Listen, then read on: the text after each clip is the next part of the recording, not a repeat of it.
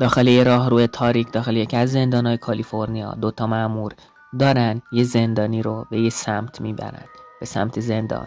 اما زندانی میگه لعنتی ها، منو رها کنید، منو داخل اون سلول نندازید، همرم کنید لطفا لطفا.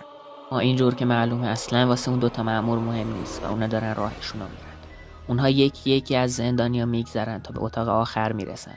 آخرین اتاق زندان 667. زندانی ترسیده بود و انگار یه چیزی اونجا منتظرش بود. اون مامورای لعنتی منو انداختن تو اون سلول ترس، ولی انگار کنار اون دیوار یه نفر نشسته بود.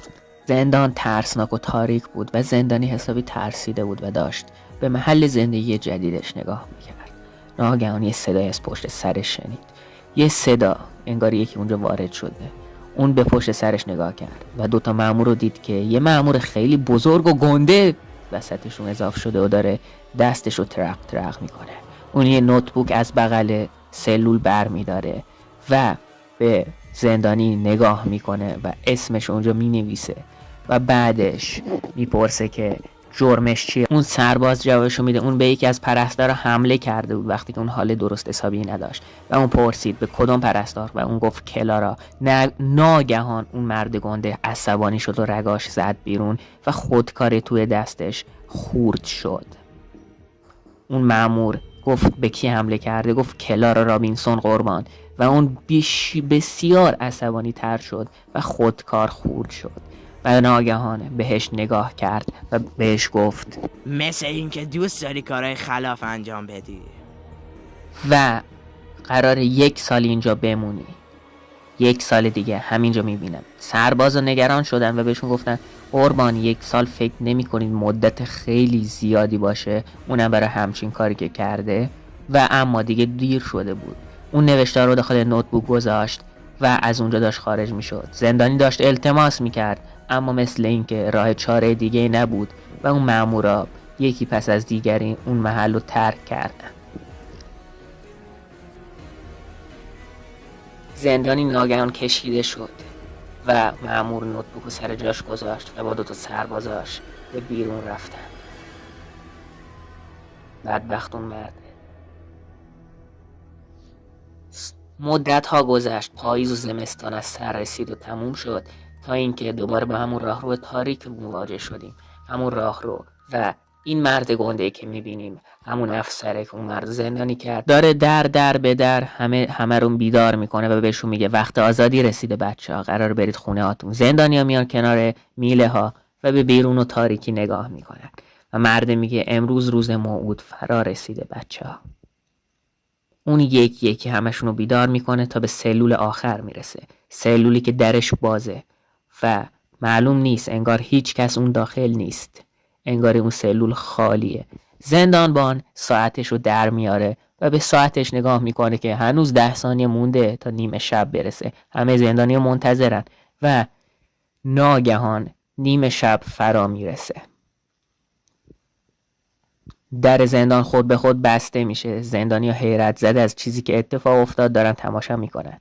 زندانبان یک کلید در میاره و کلید سلول رو باز میکنه و میره داخل. انگار چیزی نیست، دور و بر رو نگاه میکنه. ناگهان میبینه که پشت سرویس بهداشتی یه نفر اونجا خزیده و انگار دور خودش پیچیده. اون گفت پیدات کردم، بالاخره قرار آزاد بشی. و میره طرفش، دستشو به سمتش میبره اما هیچ واکنشی نداره. بهش میگه اقامت بهت خوش گذشت. سلام بچه ها، به پرونده SCP دیگه خیلی خوش اومدید از چنل دکتر باب. امروز زندانهای زیادی هستن که مجبور میشن زندانیاشون رو زندانی کنن و اون زندانیا تنهایی رو قراره تجربه کنن و کم کم رو به جنون و روان شدن میرن. اما اینا هر چقدر بد باشن هیچ کدومشون به اندازه این یکی بد نیستن. یه زندان داخل پنسیلوانیا که آخرین اتاق اون چیزی نیست جز SCP 2701. بله درست شنیدی، این SCP عبارتی از یه سلول داخل یه زندانه که به تنهایی مطلق معروفه. این زندان داخل پنسیلوانیا داخل دهه 60 میلادی تأسیس شد ولی امروزه کاملا بسته شده و این زندان، یا بهتر بگیم این سلول، حالت عادی داره، انگار هیچ چیز خاصی نیست، فقط یه نوتبوک بغل این سلول گذاشته شده و فرقش با بقیه سلولا اینه همه موادی که اونجا استفاده شده مواد عادیه و انگار این سلول خیلی طبیعی و عادیه. اما چیزی که شما نمیدونید وقتی که اسم یکی رو روی نوتبوک مینویسید، فرد مظنون کاملا وقتی که میره داخل کاملا بعد از 30 ثانیه خود به خود ناپدید میشه. درست فهمیدید؟ و هر چی آزمایش روی سلول انجام دادن نمیدونن چه جوریه، دوربینایی که نصب کردن موقع گم شدن یا ناپدید شدن کاملا خراب میشن و این واقعا یه سلول آگاه و زنده و دارای حسه. هر تجارب و آزمایشایی که انجام دادن هیچ چیزی رو نشون نمیده و انگار این سلول واقعا مغز داره. بعد از اینکه زندانیا رفتن داخل در کاملا بسته میشه، ولی وقتی که میخوان بیان بیرون دیگه اون آدم سابق نیستن، هیچ تغییر داخل قیافشون ایجاد نشده، ولی اونا میگن که ما به یه خلأ رفتیم، یه جایی مثل قلمرو سکونا، داخل یه خلأ ابدی که هیچ چیزی حس نمی‌کردیم، نه شنیدن، نه حس چشایی، نه حس لمس کردن و نه حتی دیدن اون جهنمی که داخلش هستیم. اونا وقتی که برمیگشتن اون آدم سابق نبودن، معلوم نیست چه اتفاقی براشون افتاده، ولی اونا از سایه ها، نورها، فضای باز، فضای بسته و حتی خوابیدن میترسیدن و فوبیا پیدا کرده بودن. اونا غیر از این جسمشون هیچ تغییری نکرده بود، انگار همون بود که همون روز اول رفتن داخل، ولی زمانو نمیفهمیدن. اونا زمانو دیر حس میکردن و گذر زمان براشون وحشتناک بود، به طوری که آزمایشو نشون داده بود برای گذشتن 1 ساعت عادی برای ما واسه اونا حدود 300 یا حتی 400 ساعت طول میکشه. هر چیزی که روی اون نوتبوک تو بنویسی دقیقا به همون مدت اون زندانی به اونجا انتقال میابه و اون زندانی تا اون مدت تعیین شده روی نوتبوک کاملا اونجا میمونه و هیچ راهی برای بازگشتش قبل از اون مدت تعیین شده وجود نداره. داخل یه آزمایش دانشمندان سازمان SCP تصمیم گرفتن یه زندانی رو فقط 15 دقیقه اونجا زندانی کنن و این شروع از 11:45 و تا نیمه شب قرار بود ادامه پیدا کنه و اون زندانی دقیقا ناپدید شد و دقیقا ساعت 12 شب دوباره برگشت و به یه حالت ترس در اومده بود. اون تعریف میکرد که ما اونجا هیچی رو بو نمیتونستیم کنیم، هیچی رو حس نمیکردیم و تنها با خاطراتمون اونجا گیر افتاده بودیم و شاید تنها چیزی که منو دیوانه یا روانی نکرد فقط داخل این 15 دقیقه حرفی بود که دانشمنده بهم زد. اون بهم گفت هر چقدر قراره اونجا باشی اینو یادت باشه که قراره برگردی. واسه همین من دیگه مطمئن بودم که قراره برگردم، واسه همین خوشحال بودم که اتفاقی برام نمیافته. سر همین موضوع سازمان SCP اون دانشمند رو تنبیه کرد و 6 روز از کار معلق کرد.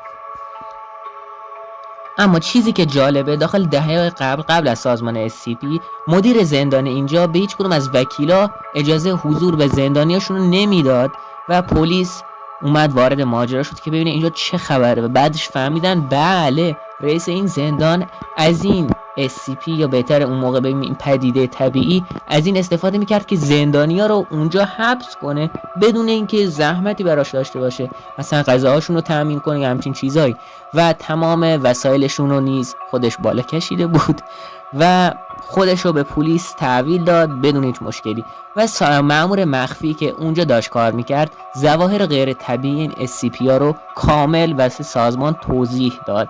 برای همین دانشمندا رفتن روش تحقیق کردن و اسمش شد همون SCP که بهتون گفتم و اسمش الان خودم یادم نیست.